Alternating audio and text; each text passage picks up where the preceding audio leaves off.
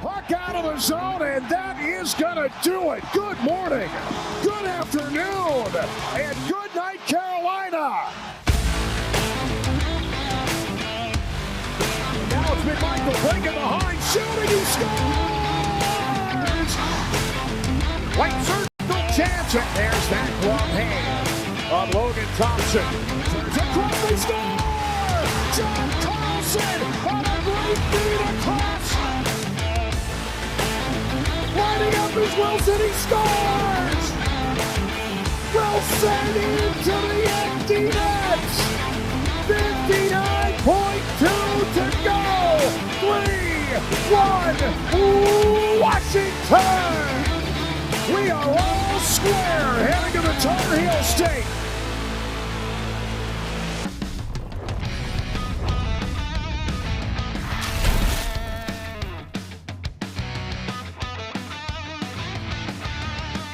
Hello, everybody. Welcome to this edition of the Rink Report, coming to you from Raleigh, North Carolina, alongside Tarik, El-Bashir. I am John Walton, brought to you by PenFed Credit Union. Great rates for everyone. Game 3 between the Capitals and the Carolina Hurricanes tee coming up tonight.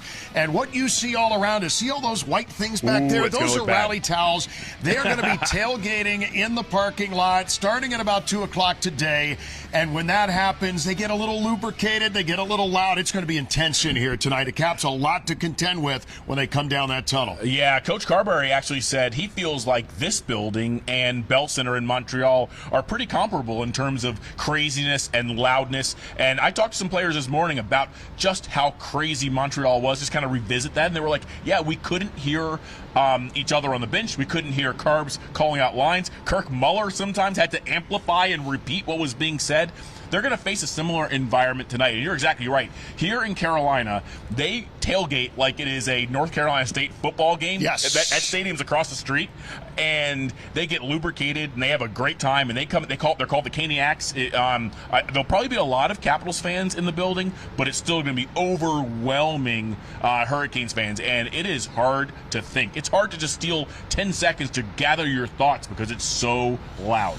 Here is what we know, or what we think we know, about the lineup for tonight. Not expecting any changes for Washington. Alexei Protas still going to be in the top 6. Alex Ovechkin and Dylan Strome there. Mark Jankowski, who was in Game 1 but did not play in Game 2, he's not going to play in Game 3 either, so we expect the same lineup, too, for Carolina. And when it comes to the focal point of this series, the 2 best goalies in this tournament are in this building tonight. Freddie Anderson for Carolina, Logan Thompson for Washington, and my goodness, they both have been fantastic. If you are of the betting persuasion, bet the under the way this one's been going. I'll tell you, some people call it boring hockey. I love it. I love defensive hockey. I was a goalie growing up, so I have a special affinity for goaltenders. These guys have been on point. Totally different styles. Which is also something I appreciate, just the contrast in how each of them go about playing.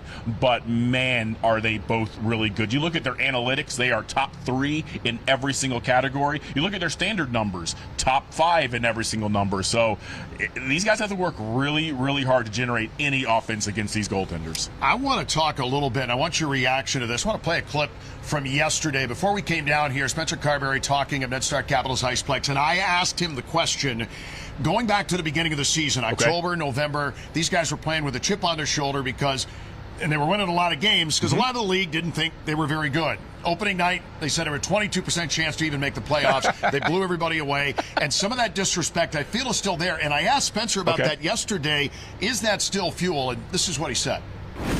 Yeah, it's a really good question. I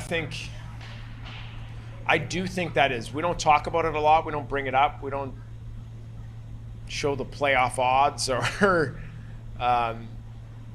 but we do. I think I sense it in we're human.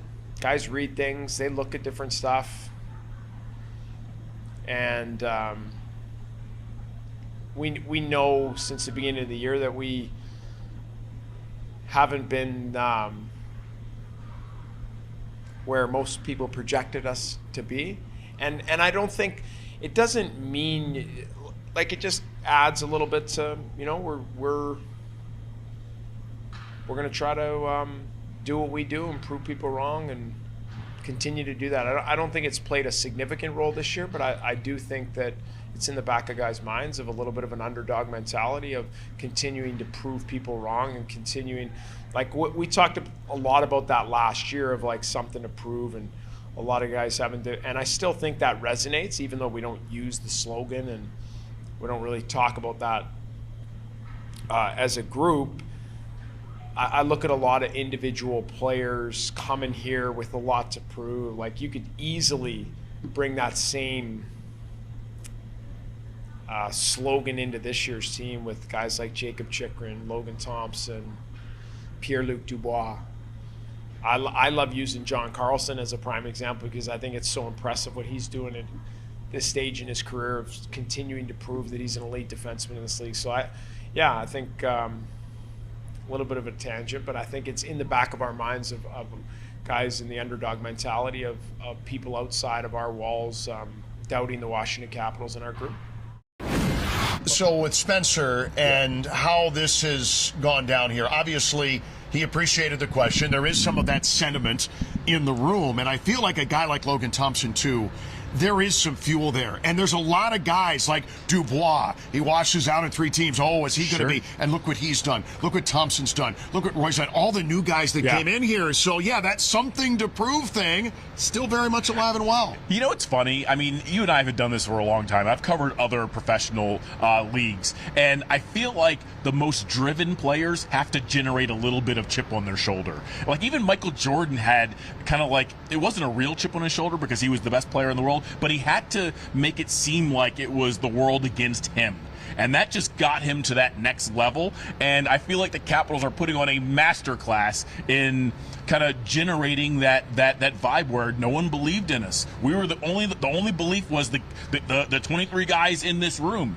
And sometimes you got to trick yourself into believing it. I feel like Carbs has done a really good job of getting these guys to buy into that. I did like the fact when I asked the question, I could tell as I was actually asking, and I could see Carbs' smile just a little curl up. He's like, okay, this is what he wants here. Because I truly believe that when you look at these guys in the room, I talked to Connor McMichael this morning a little about Alexei Protas too, where you feel like you got that little taste of it last year. You were run from the building in 4 straight by the Rangers, but you were able to learn. And then you brought it back this year. And then everybody's like, oh, the Caps, they should have even made the playoffs last year. And Pierre-Luc Dubois isn't going to, he's not going to be the guy they need. And it was exactly what they needed. And all these guys found that belief through the course of this season, and now they were able to manifest it at a time where even in this series, everyone still thinks, you look at Vegas odds, you look at analytics, they say, Carolina's going to win the series, and it's the most lopsided. And I'm saying, are you kidding me? Like, have you watched the Capitals play this year? Because I'm not saying they're guaranteed to win the series. Carolina could still easily win the series, but this is a lot more even than people say it is. It absolutely is, and I'm not a big believer in vibe checks. But I will tell you, every once in a while, I'll poke my head out there for the morning skate and just kind of see what the chatter is like, what the pulse rate is like. And I'll tell you this about the Capitals. They are still having the most fun. Like, they are enjoying. The room is great. They're having a great time on the ice. Sometimes when you're in the second round, you have all this expectations heaped upon you, and everyone expects this to be your year, and you got to win. You can kind of tighten up, and you can sense the tightness on the ice, on the bench, in the locker room. I don't sense any of that. I don't feel any of that. These guys, yes, they won the Eastern Conference. That said, they're just enjoying each other's company. They kind of jokingly, say we're just a bunch of misfits who got thrown together and it's working. And they're just enjoying each other's company and having a good time. And now that it's 1-1, I feel like some of that belief is back. I think they were maybe a little discouraged. If not, they weren't down, but they were a little discouraged after game 1. But then, they made some massive X's and O's adjustments, especially on the breakout, and they feel like they're right back in this. And don't think there's not some demons whispering at Carolina either, because this is a team for 7 straight years that's gotten out of the first round, and more often than not, they haven't been able to really build on that either. And what happens when they get into that second round? A lot of times, that pressure game they play, the other coach, the other team, they figure it out, and go look at their last few second round game-by games. That pressure kind of goes away and they start to fade and they end up getting knocked out of the tournament. Capitals hoping that's exactly what happens in this second round. Here a little while ago this morning at Lenovo Center, Spencer Carberry meeting with the media. I think the most important thing is the pucks off of that shot that you talked about. That's the key to everything, is if you can be first to that puck, because the puck coming to the net, you got to defend that. And so that's a shot block from whoever's going out in that lane. That's tying up sticks, owning the net front, keeping people off your goaltender. That's huge. So that initial shot doesn't hurt you. And then the next puck, to me, is everything. Is wherever that, we call it a spray, goes, whether it's the corner, whether it's in your slot, whether it's the strong side corner, whether it rims around, we need that puck. Because where the problems start to happen is when that one shot attempt becomes 2, and then becomes 3, and then becomes 4, and then becomes 5, and now you're tired. Now things open up. Now more mistakes happen, and that's where I think just their overall team stresses you to the point of like I've said earlier in the series, is where you crack, like similar to that shift we had in the third period, where now all of a sudden you're in the defensive zone for 2 minutes and they get a really grade A look. You would say, well, what happened for the first minute and a half? Nothing really. And then there's a massive breakdown, and they make a slot line pass to a guy wide open backside. We get a heck of a save there. So that's what we try to focus on and trying to limit the amount. We're not going to stop the Carolina Hurricanes from getting in our defensive zone, but can we limit it to 1, 2, and then find our exit and get on their half? Do you think you did, other than that shift, we're better at that? Obviously. Better, absolutely. Yeah, better. And we know that it's going to be a significant challenge coming into this building. They do a good job here. They feed off their home crowd, so we're going to have to be ready for that. You mentioned you believe that the group has another level that they can get to. They agree with that. How do they get there? Well, a lot of the stuff that we talk about of being able to find those exits, like I just talked about, being able to get in the offensive zone, stay there for longer, create a few more turnovers on the forecheck. If we can control, let's say I'm just going to use this as an example, 20 shifts in the game, can we control 12 of them? And they control 8 of them. So now all of a sudden we've had 12 productive shifts from all 4 of our lines, all 3 of our sets of D, and they controlled 8. Well, that's going to give us a good chance to win the hockey game. And so we just need to control play a little bit more, and I think we can do that. And obviously coming on the road, it becomes more challenging, but I think we have another level, and we're going to need it, especially coming on the road. Post-game the other night, you mentioned that you thought that you guys limited them more, and you absolutely did. But you estimated, I think, the number being somewhere between 50 and 60. Were you shocked to see that it was, I think, 84? Yeah, it was a little higher than it felt.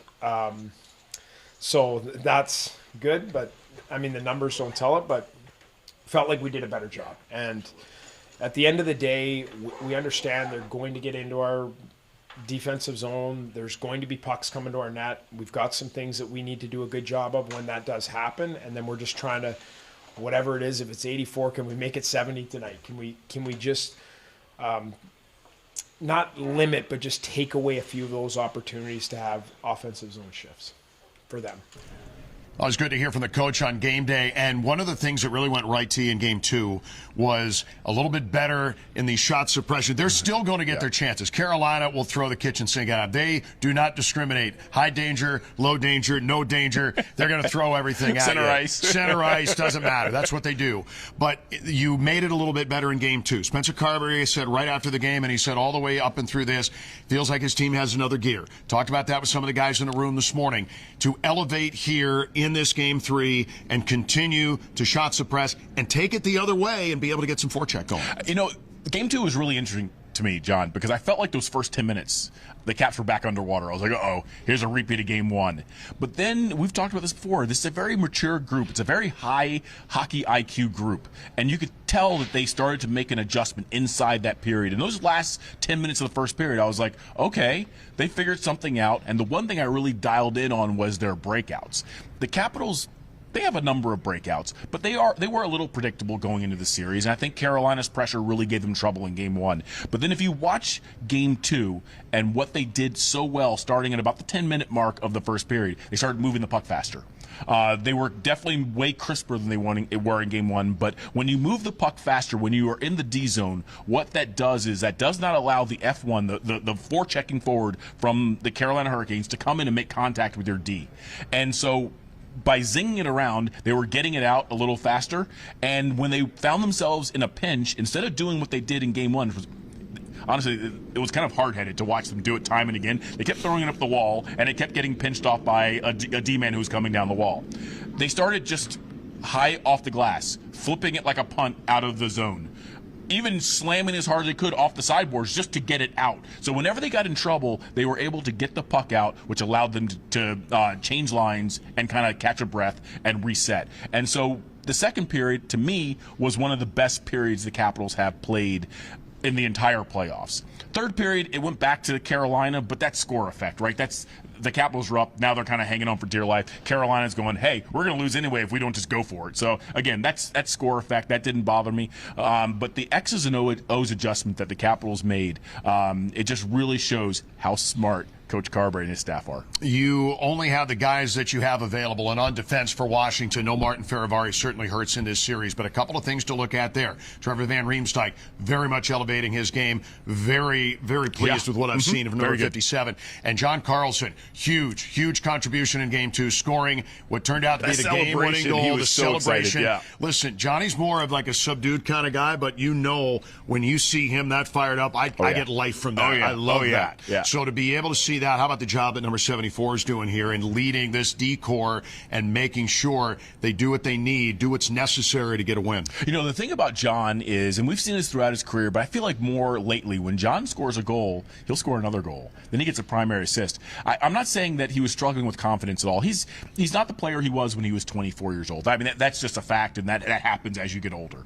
That said, he still is a streaky player, and you could tell, again, from that celebration, and you could see him in the room. He came bounding into the room after the game. He had a big smile on his face after doing some media. Like, he is feeling it again, and hopefully this is the start of something, because the Caps need him. They don't only need him on the defensive end, they need his offense, because when you start getting inside, a series, you're in the second round, the other team can start focusing on your Jacob Chickrins and some of your other players and kind of nullify them a little bit. You need that second wave, and Carlson was the first wave several years ago. Now he's that second wave of offense from the back end. If he can get going, power play, even strength, whatever, this Cap team is going to be a tough out. On the subject of defense, Arcady Florio this morning chatting with Rasmus Sandin about the D-core facing Carolina, looking to get a leg up in the series here in Raleigh.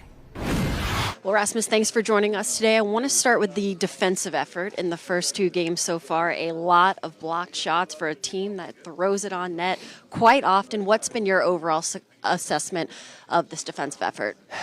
I mean, we're working together as a team, and especially the defensive zone. I think, last game was obviously a lot better as a whole compared to game one, but I think we're just working together. If we have a breakdown, someone else is there to cover for you. So something we want to do, and was decent last game. I still think we have another level to go. I want to highlight a few individual players quickly, starting with Trevor Van Riemsdyk. As Carberry has said, he's a guy that doesn't get a lot of love maybe on the stat sheet, but his defensive play has been outstanding. The way he's broken up plays, also blocked those shots. What have you seen out of him as he's elevated his game this postseason? Yeah, as you mentioned, some really good defensive plays, and obviously blocking a lot of shots. But not only that, I think he's been making really good decisions with the puck. He's been breaking the puck out fantastic for us in the playoffs. And, I think, maybe not on the stat sheet, but the guys, especially on the team, we know how important he is for this team, and been playing really good for us. Tom Wilson's another guy who has a huge impact in both series so far, on the ice, off the ice, his offensive effort, his physicality. How does he, as a person, as a leader, bring this team so much energy and really a big part of the success? I think he's, a lot of guys in this league, I feel like the way they are off the ice kind of, fits them how they play on the ice. Lots of guys that have a lot of energy on the outside of the ice, or being funny or whatever, they're usually playing with the same kind of mentality on the ice. But this guy, I mean, off the ice, he likes to have fun, he jokes around, but when we come to the rink, he's just really serious and very focused, and want to drag everyone into his mentality kind of. And then on the ice, I mean, he's just been just a leader for us the whole year, and he has been for a bunch of years. I know how it is playing on the other side, and it's not very fun. So, just being able to play with a guy like that and have a leader like that for us is huge. It can sound cliche, but this is one of those rinks that is loudest in the league. So many people saying that. So how important is it, especially in the start, the first 10 minutes tonight, to come out and be able to shut this crowd down who can sometimes essentially be an extra player out there for them? Yeah, I mean, it's huge. Like every game, I think the start is big for sure. I think the first round playing in Montreal kind of prepared us a little bit for playing in some hostile environments. So, I think we're well prepared. But at the same time, we're just got to focus on our game and come out on a strong foot and, just play our way. Last one for you. Obviously, Game 2 momentum kind of shifts back the Capitals' way, but now these next two here on home ice for Carolina. How do you tonight keep that momentum here within this team and try not to let them get ahead? Again, we just got to focus on our game. We know how they play, their type of play, and we just got to focus on what we do best and not look too far ahead. We just got to focus on one game and take a game at a time. So for us, again, focus on ourselves and make sure we're ready to go from puck drop tonight. Thank you, Rasmus. Good luck tonight. Thank you. Switching gears, talking a little bit about the forwards before we take our leave here and get you ready for the 6 o'clock start tonight here in Game 3. Dylan Strome leading the team in points with 10. He has been fantastic. He's tied for 8th in the whole league. A lot of them coming to the first round, but nice to see him get on the sheet in Game 2. He's a big part when you want to get some offense going here. You got Ovechkin on one side. Now he's got Alexei Protas back too. That's big. It absolutely is huge. And if Strome hasn't scored in this series, it's going to happen. It's gonna happen because he is playing so well. He is on top of his game, and I mean, I know we've talked about this a dozen times, but I mean, this is a guy that Chicago just basically gave away. I'll never understand it. Gave away, and he is now top 10 in the entire NHL in points in the second round of the playoffs. I mean, he's up there with the Dreisaitl's and the McDavids of the world. I mean, what a find for the Capitals, and good on him. But I'll tell you this: that goal's coming. Well, we'll see. I hope so. And another guy who, and I said this on the radio broadcast the other night, said it in a couple interviews too. I'm not sure that wasn't the best game I ever saw Tom Wilson play in Game 2 because, for all the hits and all the physicality, yes, and he's always done that.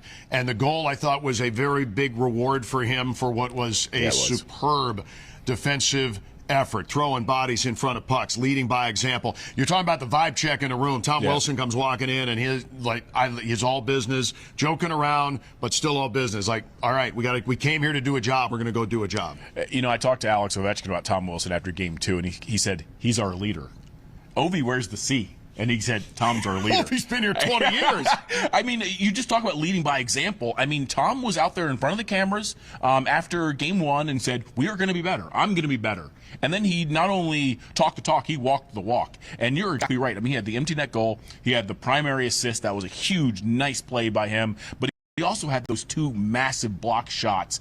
Both of them came at the end of periods where, you give up a goal late in a period, that can just really sap the energy and the momentum from you. I mean, I was joking with him after one of them. I was like, where did that catch you? He was like, I don't want to talk about it. I mean, he had to stretch out all the way on the Dmitry Orlov shot. He took it somewhere in the mid area. But I'll tell you what, he doesn't care. I mean, he was limping a little bit. He probably had a lot of ice bags on after Game 2. But again, you want to talk about a leader. You want to talk about a guy who is just leaving it all out there. And right now, Tom Wilson is a point-per-game guy in the playoffs. I mean, Tom Wilson, that is so cool because, I just think back to, all the grief he gets from other fan bases. And after he signed that big contract, oh, my God, that contract's he's never going to live up to that. Every other team in the league would love to have him. And he is property of Washington, so too bad. You mentioned Dmitry Orlov tonight, his 100th career Stanley Cup playoff game. Really? Even if he's on the other side tonight. I had a chance to see him this morning for just a couple of minutes. Love Dima. Sorry, Dima, you can't win this one, but you're certainly always happy. I always love you. Final thoughts going into this one here tonight. What do you need to see in the first 10 minutes? You got to withstand all of this yes, you do. That's going to be going on around. How do you do that if you're Washington, and how do you continue to take those steps forward, shot suppression for Carolina, take the game to them? What do you want to see? So I want to see the Capitals get out of their own end even better than they did in Game 2. That is where everything for the Capitals attack begins, is how quickly and efficiently can they move the puck from their end into the neutral zone. Look, I don't feel like Carolina makes a ton of adjustments. They don't at all. Yeah, they kind of go, here's what we do, and we're going to do what we do better than you do what you do. That makes sense? That kind of makes sense. I think it makes sense. Yeah, so I don't expect many adjustments from them. I think the Capitals just have to continue to do what made them successful in the second period of Game 2. And if they're able to do that, they might steal another one here. Well, they're going to have to try and get one down here. You get one of these next two, you get home ice. And worst case scenario, if you split down here, you turn it into a best of 3 and 2 home games. That'll be at 7th and F in Chinatown. Pre- and post-game coverage tonight on Monumental Sports Network. We got the radio call for you. 106.7 A Fan. The TV tonight is on TNT. Enjoy Game 3, everybody. Enjoy the weekend. Happy Mother's Day for tomorrow. And we will catch you next time here on the Rink Report. Brought to you by PenFed Credit Union. Great rates for everyone.